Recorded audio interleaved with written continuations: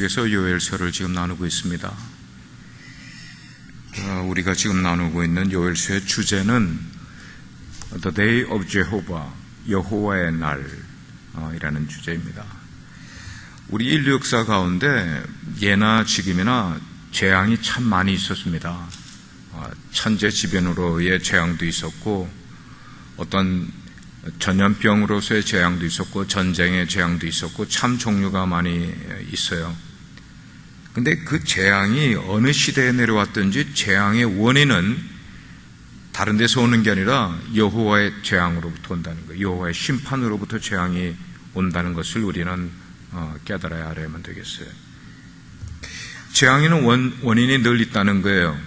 하나님이 우리 인간에게 재앙을 허락하실 때 무고하게 재앙을 허락하시겠습니까?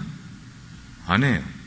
하나님은 절대로 무고하게 재앙을 그냥 의미 없이 우리가 메뚜기를 잡아서 가지고 놀다가 죽이는 것처럼 우리를 그렇게 다루시려고 재앙을 허락하시는 게 아니라 그 재앙에는 늘 원인이 있다는 것입니다. 근데 우리가 이거를 논리적으로 살피면은 원인이 있다는 것은 오히려 소망이 우리에게 있다는 것입니다. 왜냐하면 그 재앙의 원인을 우리가 알게 되면, 그 원인을 해결을 받게 되면은 재앙을 피할 수 있는 길이 있기 때문에 원인을 아는 것은 무척 중요하다고 생각을 해요. 언제나 하나님께서는 재앙을 허락하실 때 뭘 전제로 하고 재앙을 허락하셨어요. 그 전제가 뭘까요? 하나님이 우리에게 재앙을 허락하실 때 뭔가를 전제를 하시고 우리에게 재앙을 허락하셔요. 문대영 집사님, 뭘까요? 사랑한다. 그것도 될 수는 있겠어요. 하나님은 우리에게 회복을 전제하고 재앙을 허락하시는 겁니다. 이게 하나님의 은혜요, 경륜입니다.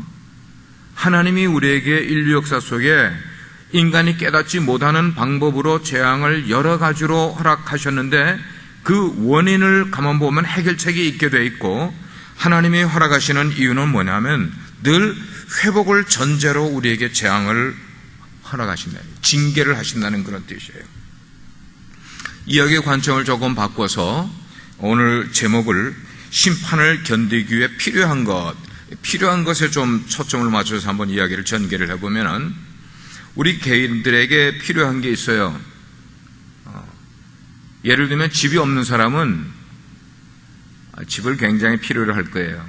그러니까 하나님께 기도할 때 집을 허락해 달라는 기도를 많이 할 거예요. 특별히 고국을 떠나 이민에 이렇게 와서 집 있는 것이 그들에게는 큰 복락이 될 수가 있고 마음의 위안이 될 수 있기 때문에 집을 얻는 것 우리에게 필요한 거예요. 자동차가 이렇게 낡은 차를 모는 사람은 새로운 자동차가 구입되는 게 그에게는 꼭 필요한 일이에요. 만약에 대학 졸업생이라면은 그에게 필요한 것은 뭘까 하면 대학을 졸업한 다음에 취직을 하는 것이 그에게 필요한 거예요. 좋은 직장에 취직되는 게 필요해. 건강이 약한 사람은 건강의 이 질병으로부터 해결받고 내 몸이 건강해지는 것이 그에게 필요한 인생의 모습이에요. 개인에게 필요한 것들을 몇 가지를 이야기를 했어요. 교회에게 필요한 게 뭘까요? 교회에게. 제가 90년 1월 첫째 주에 교회를 개척을 했어요. MDV를 마치고. 교회를 개척을 했는데 여러분도 몇 번 간증을 통해 들으셨겠지만 3개월 동안을 비치파크에서 예배를 드렸어요. 노천에서 아무것도 없는 데서 의자 가지고 가고 돗자리 가지고 가고 강단 보면대 하나 나무로 만드는 거 가지고 가서 거기다가 의자 놓고 아이들 거기다가 비치 매트리스 놓고 거기서 예배를 3개월을 드렸단 말이에요.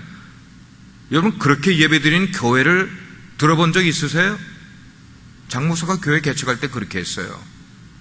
그리고는 Salvation Army, 그 다음부터 4월부터 9월까지는 Salvation Army 캐피테리아를 주일마다 4시간씩 빌려서 렌트를 해서 우리가 30개의 의자를, 폴딩 체어를 매번 갖고 다니고, 그 다음에 숫자가 늘어나니까 40개를 갖고 다니면서 거기서도 OHP 스크린에서부터 모든 거를 기자재를 15인승 밴에다가 실어 갔다가 예배 마치면 다시 창고에다가 넣고 하는 거를 4, 5, 6, 7, 8, 9, 6개월 동안을 그렇게 예배를 드렸단 말이에요. 그럴 때 그렇게 예배를 드리면서 교회를 이끌어가는 목사로서 뭐가 제일 아쉬웠을까? 최지현 집사님. 예배 장소가 아쉬운 거예요. 성도들, 일단은 예배 장소가 그렇게 아쉬운 거예요. 우리가 좀 정해놓고 우리의 기물도 준비를 해놓고 그렇게 마음껏 예배 드릴 수 있고 새벽 기도도 할 수 있는 그런 장소가 얼마나 아쉬웠는지 몰라. 그래서 미국 교회는 저희 교회의 컨스티튜션을 만들어서, 헌법을 만들어서 그거를 미국 교회에다가 다 어플라이를 해도 한 교회도 와서, 우리 교회 와서 뭐 오후 2시나 오후 2시 반에 예배를 드리라는 교회가 하나도 없는 거예요. 하와이에서. 여기는 그래도 미국 교회들이 큰 교회들이 많아서 하면은 넙죽넙죽 잘 들어갈 수 있어요. 그렇게 시작을 하는데 저는 그렇게 못했어. 결국은 10월 달에 1월 달에 개척을 해서 10월 달에 조그마한 2층 방을 얻어가지고 거기서 이제 예배를 시작을 하면서 그나마 참 감사했어요. 그래서 목회자에게 눈이 늘 가는 게 뭔가 어디에 우리 교회가 들어가서 예배 드릴 수 있는 데가 없을까? 이게 늘 눈에 가물가물하는 거예요. 여기 지금 테론 카운티에 있는 교회들 가운데 두 교회가 지금 이머전시로 어전틀리 교회를 옮겨야 되는 상황에 있는 교회들이 있어요. 엊그제 우리 교회에서 원래회를 가졌잖아요. 기도 제목을 그걸 내는 거예요. 교회가 급히 미국 교회에서 나가달라고 요청을 했기 때문에 교회를 찾아야 되는데 찾는 게 어렵습니다. 기도해달라는 그런 요청이 두 교회가 테런 카운티에 불과 10개밖에 없는 그 교회 가운데 지금 두 교회가 예배장. 이게 교회가 필요라는 것 건물일 수가 있어요. 건물이 해결되면은 그 다음에는 교회가 필요한 게 뭔가 일꾼이 아쉬운 거예요. 오래된 전통에 있는 교회들은 모르겠지만 신생 교회들은 일꾼 한 사람이 너무나 귀한 거예요. 그래서 한 가정이 들어오면 그 가정을 일꾼이든지 일꾼이든지 안든지 하나님의 일꾼 만드는 것이 그 교회에서는 엄청나게 필요한 일이라고 생각이 들어요. 근데 여러분, 교회가 건물이 돼 있고 일꾼이 있고 그러면 다 되는 걸까요? 아니잖아요. 그보다 더 필요한 게 있잖아요. 우리 방금 기도하신 우리 집사님, 교회에서 그보다 더 건물과 일꾼보다 더 필요한 게 뭘까요? 교회는 사랑이 있어야 돼요, 여러분. 이게 눈에 보이는 것이 우리에게 절실히 필요한 것보다 보이지 아니하는 건데 교회에 더 필요한 게 무언가를 우리는 깨닫고 교회를 만들어갈 필요가 있는 겁니다. 교회는 사랑이 필요한데 이 사랑은 그냥 형이상학적인 그런 사랑을 말하는 게 아니에요. 교회는 사랑이 필요해. 사랑이 없으면 그 교회는 교회가 아닌 거예요. 그럼 사랑만 있으면 됩니까? 교회는 믿음이 있어야 돼요. 믿음은 불가능을 가능하게 만들어주는 게 믿음인 거예요. 우리가 믿는 믿음은 바로 그런 믿음인 거예요. 그래서 그 교회가 포텐셜을 가지고 있는, 그래서 그 교회의 일꾼들이 할 수 있는 그것보다 훨씬 더 커다란 일을 할 수 있는 교회가 될 수 있으려면은 그 교회가 뭐가 있어야 됩니까? 믿음이 있어야 되는 겁니다. 믿음이 있어야 되는 거예요. 그럼 그것만 가지고 있으면 되냐? 사랑도 필요하고 믿음도 필요한데 사실은 그보다 더 필요한 게 있어요. 그건 또 뭘까?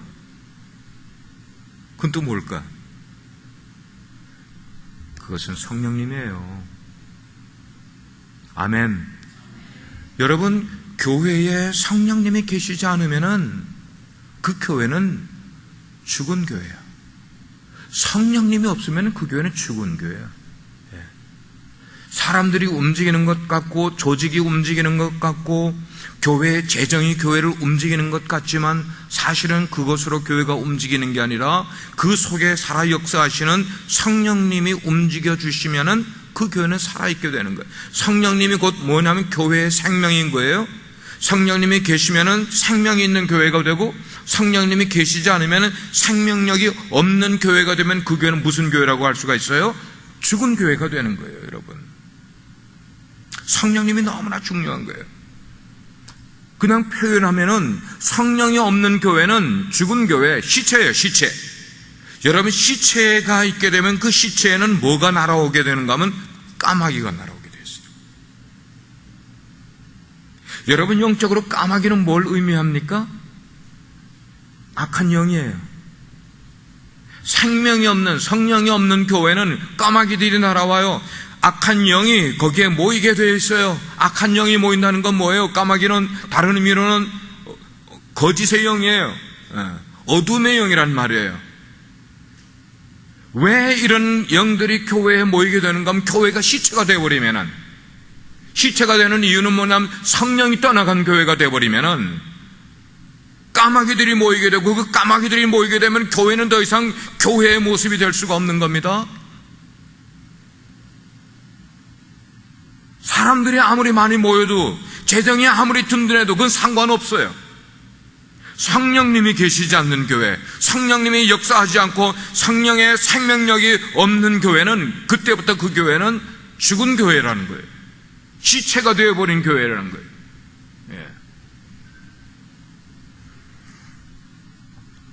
개인을 살펴봤고 교회를 살펴봤고, 그럴 때 지금 우리는 우리 각자에게 뭐가 필요한가를 생각할 때에 우리 각자에게도 필요한 게 있어요.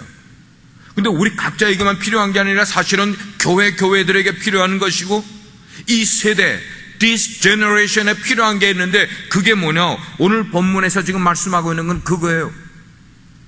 요엘이 말씀하는 것은 세대의 말세가 되어가게 될 때 나타날 일들을 이미 수천 년 전에 예언을 통해서 우리에게 말씀해 놓고 계시면서, 여기에 여호와의 날, 우리가 지난주에 살펴본 요엘 1장과 2장에서 살펴본 그 주제가 뭔가 하면 여호와의 날, 그 여호와의 날을 오늘 이 시점으로 가지고 올 때, 신약으로 가지고 올 때 여호와의 날이 무슨 날이라고 그랬어요?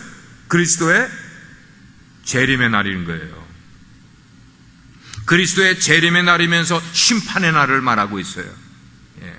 구약에서는 여호와의 날을 선포해 줬었어요. 그래서 그날에 나팔을 부르라고 이야기를 했습니다.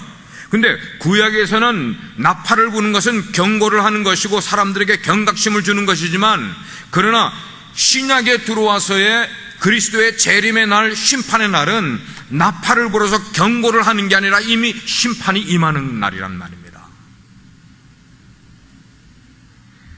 지난주에 혹시 제 설교 제목이 뭐였는지 기억하시는 분 계세요?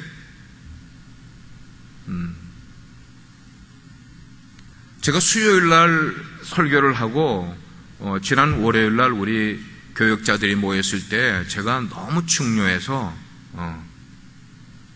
우리 교역자 모임에서 그 설교를 또 했어요. 제가 재림, 예수 그리스도의 재림, 그것은 우리 기독교의 핵심이며, 우리가 십자가를 부르짖는 것처럼, 부활을 부르짖는 것처럼 정말로 기독교가 잊지 않고 부르짖어야 되고 기억해야 될 우리 기독교의 핵심 요소임에도 불구하고, 강단을 통해서 우리가 십자가는 많이 외치고 있고 예수님의 부활은 많이 외치고 있지만, 정작 예수님이 다가올 재림에 대해서는 우리가 얼마나 설교하고 있습니까? 라고 우리 교육자들에게 설교를 했어요.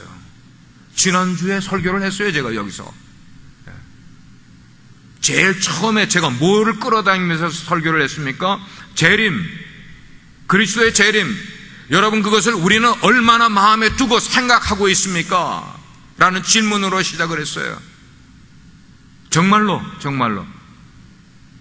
십자가를 그렇게 귀하게 여기고 십자가 보혈을 생각을 하고 있고 예수님의 부활을 그렇게 귀한 것으로 여기고 있는 우리가 정작 우리의 마지막에 호프가 되어야 될, 우리의 익스펙테이션이 되어야 될 예수님의 재림은 오늘의 현재 상황에서 얼마나 우리의 마음에 품고 살아가고 있냐는 거예요.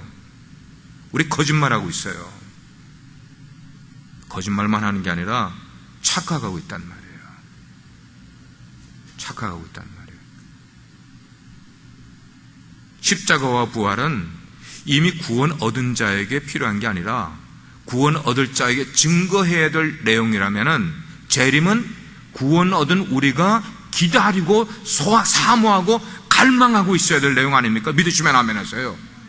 재림이 그거 아닙니까? 왜?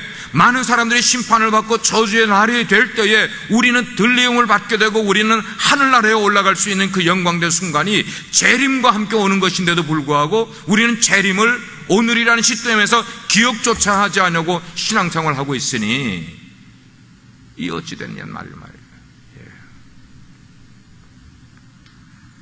여호와의 날을 지난주에 설명해 주기를, 여호와의 날은 오늘의 무슨 날과 같다? 그리스도의 재림과 같고 다른 말로는 심판의 날과 같은 것이라고 이야기를 했어요. 그 날이 되면은 하나님의 여호와의 심판 앞에서 예외가 될 사람은 아무도 없는 거예요. 무서운 얘기 아닙니까? 심판의 날에 여호와 앞에서 심판에 제외되고 예외가 될 사람, 피할 수 있는 사람은 아무도 없어요. 이분 누구까지도 하나님의 선택된 백성이라는 이스라엘 경우도 마찬가지라고 성경은 말하고 있어요.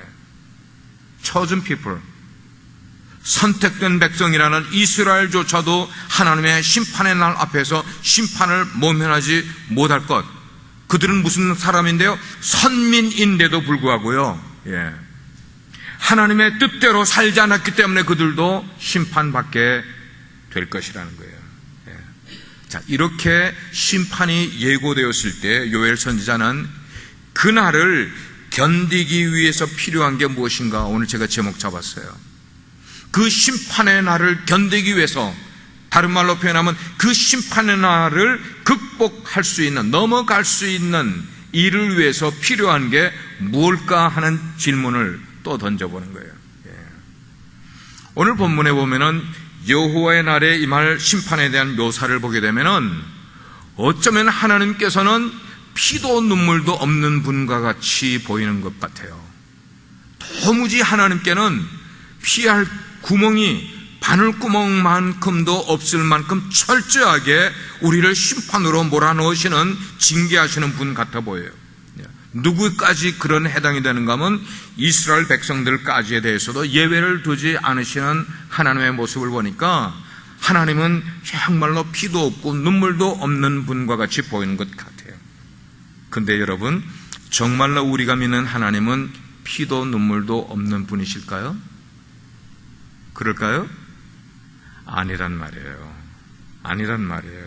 성경에 보면 하나님은 하나님 앞에 진정으로 그분을 믿고 따르는 사람들에게는 그런 상황 가운데서도, 하나님의 그런 결단 가운데서도 은혜를 베풀기를 원하시는 하나님.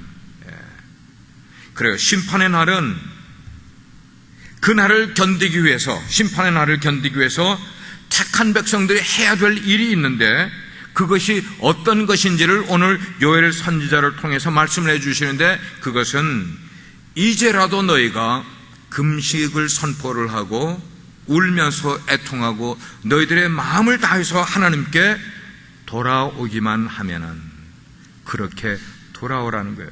그렇게 돌아오라. 여기 돌아오라는 말을 다른 말로 표현하면은 쉬운 말로 뭘까요? 뭘까요? 회개하라잖아요. 회개하라. 돌아오라. 여러분, 회개라는 단어가 메타노이아예요. 메타노이아라는 것은 내가 가던 길에서 돌아간다는 의미예요. 메타노이아. 하나님이 그 이스라엘, 선택한 백성인 이스라엘을 징계하는 이유는 그들이 죄를 지었기 때문에, 하나님 앞에서 그들의 죄 때문에. 자, 그렇더라도 하나님께서는 그들뿐만 아니고 오늘날도 마찬가지로 하나님이 선택한 백성들이 멸망하는 것을 하나님은 원치 않으시기 때문에, 그래서 하나님은 우리에게 회개하라고 간절히 지금 뭐라고 하는가 하면 외치고 계시는 거예요. 우리 기독교 역사 속에서 하나님께서 이 땅에 수많은 교회를 세우신 이유도, 수많은 전도자를 세우신 이유도, 수많은 설교자들을 세우신 이유도 이 한 가지를 선포하게 만들기 위해서 교회를 세우시고 선포자들을 세우신 이유가 바로 그거예요. 뭐를 선포하기 위해서요? 너희들이 회개하면 너희들을 구해주겠다. 너희들이 회개하고 나에게로 돌아오면은 너희가 어떤 죄를 지었던지 너희들을 용서해주고 은혜를 베풀어 줄 것이라는 것을 사람들이 모르기 때문에, 그래서 멸망으로 치닫고 있는 그런 사람들을 구원하기 위해서 하나님이 이 땅에 교회를 세우셨고, 그렇게 수많은 전도자를 세우시고 수많은 선교사를 파송을 하시고 수많은 설교자들을 강단에 세우신 이유가 이것을 선포하게 하기 위해서예요. 이것을 회개하라.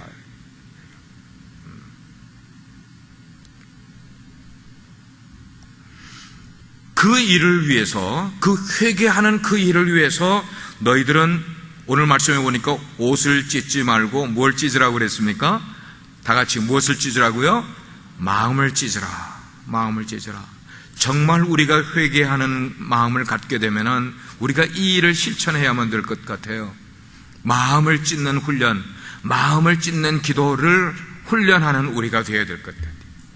마치 요나의 외침을 듣고 니느웨 성에 있었던 많은 사람들이 자기들의 옷을 벗고 베옷을 갈아입고 머리에는 죄를 뒤집어 쓰면서 자기 옷을 찢으면서 마음의 고통을, 자기들의 죄악을 하나님께 회개한 것처럼 오늘날도 진실한 회개가 필요하다고 하나님이 말씀을 하고 계세요. 예, 그렇습니다. 정말 하나님께 드리는 회개는 우리가 하는 예배보다 중요한 것이고 우리가 하나님께 드리는 제물보다 중요한 것이에요. 하나님은 회개받기를 원하시는 분이세요. 회개 없는 예배, 회개 없는 예물, 하나님은 기뻐하지 않으신단 말입니다. 그러면 그 회개의 범위가 누구에게까지 미치는 회개를 지금 하나님이 원하시는가? 모든 백성인 거예요. 모든 백성. 저를 비롯해서 내 가족 전체가 회개가 필요하고, 내가 속해 있는 교회 전체가 회개가 필요하고, 내가 속해 있는 이 민족, 이 세대의 모든 사람들이 회개하기를 하나님은 말씀을 하고 계시는 것이죠. 전체에 대한 회개 운동이 필요해요. 그래서 엊그제 우리가 목회자들이 모여서 예배를 드리면서 정말 우리 먼저 회개합시다. 교회 일치 운동, 교회 회복 운동, 이 모든 것들의 시작은 우리들의 회개로부터 시작할 것입니다. 그 같이 기도했어요.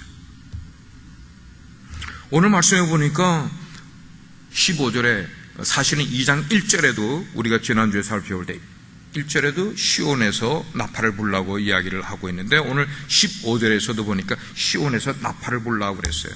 이것은 나팔을 분다는 게 뭔가 하면 세상을 향하여서 복음의 나팔을 불라. 근데 그 복음의 가장 핵심이 무슨 복음인가 하면 회개의 복음을 나팔을 불라고 지금 말씀하고 있는 거예요. 그러니까 교회가 세워진 것은 세상을 향하여 회개의 복음을 외치기 위해서 세워진 것이고, 설교자를 세운 것은 회개의 복음을 외치라고 설교자를 세우신 것이고, 선교사를 파송하는 이유는 회개의 복음을 외치라고 선교사를 파송하게 된 것이에요. 여러분, 시대에 파수꾼에 외치는 나팔 소리는 무척 중요해요. 어느 종교단체에서 파수꾼이라는 단어를 많이 씁니까? 예? 여호와의 증인에서 파수대라는 책을 돌리잖아요. 우리가 잃어버린 단어잖아요.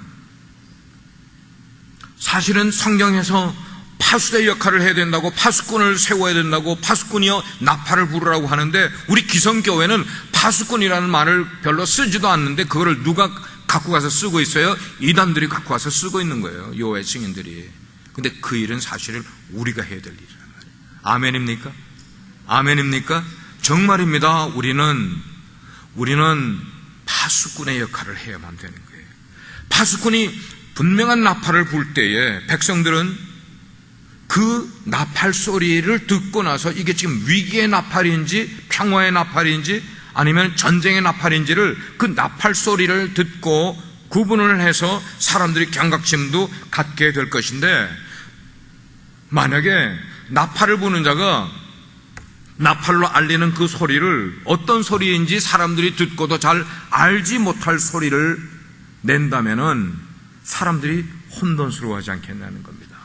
오늘날 많은 교회들이 버젓이 예배당 꼭대기에다가 십자가는 세워져 있는데 그 십자가의 의미가 뭔지조차도 복음이 뭔지조차도 아주 애매하게 외치는 것 때문에 사람들이 교회를 다니면서도 신앙을 바르게 갖지 못하는 경우가 얼마나 많이 있는지 몰라요. 안타까운 일. 회개는 누구부터 해야 될까? 제가 여러분께 고백하는 것은 말씀을 맡은 자들이 먼저 회개를 해야 돼요. 말씀을 맡은 제가 먼저 회개를 해야 되고, 교회의 리더 되는 사람들이 먼저 회개를 해야 되고, 예배를 담당한 사람들이 먼저 회개를 해야 돼요. 하나님을 더 가까이 하는 사람들이 먼저 회개를 해야 되니까. 그리고 우리 믿는 자들이 믿지 않는 자라도 다 먼저 회개하게 될 때 이 땅에 정말 영적인 회복의 소망이 넘치게 될 줄 믿으시기를 바랍니다. 그 일이 일어나야 되는 거예요. 오늘 말씀에, 우리 본문의 말씀에 근거하게 될 때 지금 저와 우리 교회가 그리고 이 세대가 하나님의 심판을 견딜 수 있는 유일한 방법은 뭐냐면, 오늘 말씀에 근거하면은 참된 금식일을 선포를 하고 너희들이 애통하면서 가슴을 찢으면서 회개하는 것임을 우리는 알게 돼요. 그냥 회개가 아니고요, 우리 마음 깊은 곳에서부터 나오는 회개를 해야 된다고 말씀을 하고 있어요.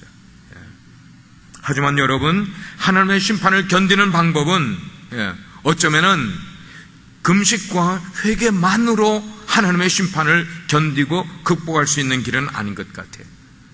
어쩌면 우리가 재앙을 받게 될 때 그 재앙 가운데서 하나님을 만나게 되든지, 아니면은 하나님을 어떻게 그 재앙을 피할 수 있는 다른 길을 얻지 못하든지, 그 둘 중에 하나가 될 텐데, 그럴 때에 정말 우리에게 재앙을 피할 수 있는 길은 뭐냐면 하나님의 자비와 은총이 우리 가운데 임해야만 우리는 재앙을 피할 수 있게 된다는 말입니다. 이게 우리가 말하는 복음이고, 이게 우리가 찾아야 될 일이에요. 14절 말씀 보니까 그래요. 우리의 진실한 회개를 보시면서 혹시라도, 하나님의 단어 가운데 너무 중요한 단어, 혹시라도 하나님이 당신의 마음과 뜻을 돌이키셔서 내리려고 하였던 그 재앙을 우리에게 내리지 아니하시고 당신과의 교제를 회복하게 하기 위해서 우리로 소제도 드릴 수 있게, 전제도 드릴 수 있게 기회를 부여해 주시기를 소망하는 것. 소제와 전제는 누가 드리는 거예요? 제사장이 드리는 거예요. 오늘날로 말하면 교역자들이 드리는 거예요. 누구를 대신해서요? 백성을 대신해서요. 근데 1장에 보면은 우리가 나눴지만, 메뚜기 떼의 재앙이 오게 될 때에 메뚜기 떼가 온 곡식을 다 먹어버리고 나니까 제사장이 뭐 할 일이 없어졌어요? 제사 드릴 일이 없어진 거예요. 왜? 제사 드리려면 곡식을 드려야 되는데, 소제를 드리려면 곡물을 드려야 되는데, 전제를 드리려면 곡물을 드려야 되는데, 메뚜기 떼가 다 재앙으로 먹어버리고 말았어요. 제사장들이 할 일이 없어졌어요. 이 말은 뭔가 하나님의 종들이 할 일이 없어지는 세대가 재앙의 때라는 겁니다. 그러나 그런 재앙의 때라도 하나님의 자비와 은총을 빌미 삼아서 나중에 내가 회개하면 되지, 나중에 회개하면 돼, 그러면서 오히려 서슴없이 악을 행하는 삶을 오늘 우리가 살아가게 된다면 그런 사람은 자기 자신을 더 커다란 위험에 처하게 만들 수도 있기 때문에 경계해야 된다고 말씀하고 있습니다. 그렇습니다. 온 공동체가 함께 하나님의 긍휼을 구해야만 되는 겁니다. 한 사람 한 사람도 구하겠지만 온 공동체가 그렇게 해야만 되는 거예요. 그런데 요즘 현대 크리스찬들이나 아니면 지역교회들이, 오늘날 교회들이 너무나 개인주의 신앙생활을 하고 있어요. 너무나 개인주의 교회를 만들어가고 있어요. 여러분께 제가 장담을 하건대 저는 빛과 소금의 교회만을 위해서 사역하지 않았어요. 저는 장담할 때 하나님 나라를 위해서 사역을 해왔어요. 하나님 나라 속에서 우리 교회의 역할을 함으로 하나님 나라가 더 건강히 세워져 가고 하나님 나라가 더 확장되는 일을 위해서 지금까지 교회 속에서는 전신자가 사역자 되게 하기 위해서 나름대로 노력을 하고, 해외로는 많은 선교 일에 동참하게 하면서 하나님 나라를 건강히 세워가는 일에 매진해왔지, 만약에 우리가 하나님 나라를 위해서 해외 선교 쪽으로 쓸 일들을 우리 교회로만 쓰게 됐다면은 아마 우리 교회는 풍성하게 사역을 할 수 있었고 여러분도 거기에 풍성한 유익을 얻을 수 있었겠지만 우리의 영은 지금보다 훨씬 더 드라이해질 수 있었을 거라는 걸 우리는 기대해야 돼요.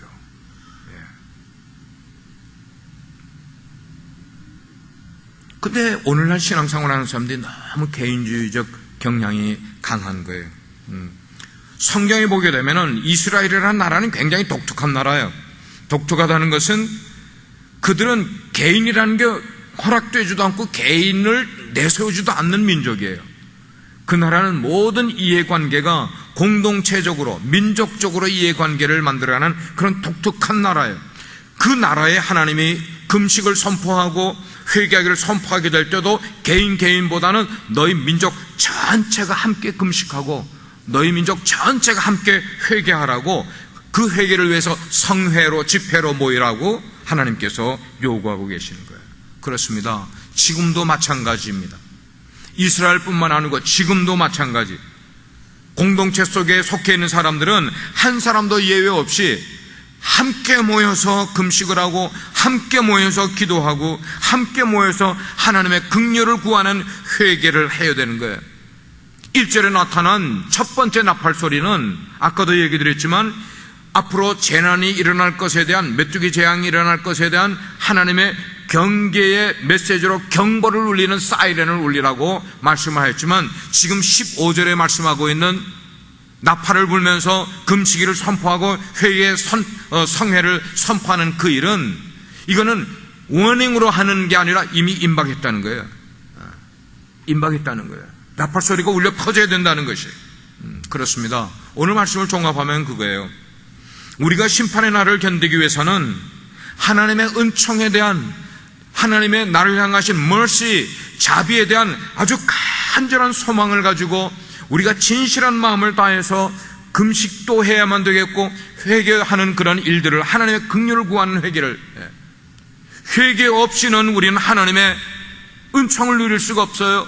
회개 없이는 하나님의 축복을 얻을 수도 없어요. 회개 없이는 우리의 삶을 만들어갈 수도 없어요. 개인적으로 이 일을 하는 것도 하나님이 우리에게 말씀을 하고 계시지만 하나님은 하나님의 백성 전체가 하나 되어서 이 일을 하기를, 뭐 하기를? 금식하고 회개하기를 하나님은 원하고 계세요. 우리가 이 시간 다 같이 눈 감으시길 바랍니다. 눈 감으시길 바랍니다. 이 시간 잠깐 한 1, 2분 동안 여러분 묵상하시면서 저와 여러분 모두가 이때가 어느 때인지를 생각을 하면서, 우리가 언제 성경을 읽어서 여회를 펼치겠어요? 설교자가 설교해 주지 않으면 언제 재난의 때가, 심판의 날이 다가오는지 여러분 알고 신앙생활 하시겠어요? 아니에요. 몰라요. 그냥 하루하루 그냥 채바퀴 돌듯 살아가요. 그러나 하나님께서 빛과 소금의 강단을 통해서 여회를 살펴보게 만드셨어요. 우리가 이걸 하면서 저와 여러분 모두가 금식하고 회개하는데 힘쓰기를 간절히 소망합니다. 제가 이 말씀을 준비를 하면서 하나님께 그렇게 제 마음을 드렸어요. 하나님, 일주일에 3번 제가 3끼를 금식하겠습니다. 일주일에 3끼를 금식하겠습니다. 그리고 그 식사 시간에 제가 회개하는 기도를 드리겠습니다. 오 하나님, 저를 불쌍히 여겨주십시오. 하나님, 저에게 긍휼을 베풀어 주십시오라고 기도했습니다. 이 시간에 우리가 함께 기도하기를 바랍니다. 오늘은 좀 진지하게 기도하기를 바라서 우리 전도사님들에게 마무리 기도를 부탁을 했어요. 첫 번째 기도할 것은 여호와께로 돌아올지어다, 여호와께로 내게로 돌아오라고 지금 말씀하세요. 그 말씀이 무엇을 의미하는지 우리는 알고 있어요. 그 말씀에 우리 모두 순종하면서 두 손 들고 하나님 앞에 나아가십시다. 그리고 기도할 때 너희의 옷을 찢지 말고 마음을 찢으면서 하나님 여호와께로 돌아오라고 말씀을 하고 있습니다. 이 시간 우리 개인적으로, 우리 가정적으로, 우리 가족적으로 아니면 여러분들이 기억하는 우리 교회적으로 하나님 앞에 회개할 것 얼마나 많이 있습니까? 그거 우리 하나님 앞에 좀 내놓고 회개하십시다. 하나님께로 돌아가는 길만이 우리에게 살 길이고 그 길만이 우리가 회복되는 일인데 크게 기도 안 하셔도 좋아요. 그러나 진실하게 우리의 마음을 쏟아내는 기도를 이 시간에 주님 한번 이름을 부르고 같이 한 3분 동안 기도하고 전준호 전도사님이 마무리 기도해 주시겠습니다. 우리 같이 한번 주님 외치고 기도하겠습니다. 주님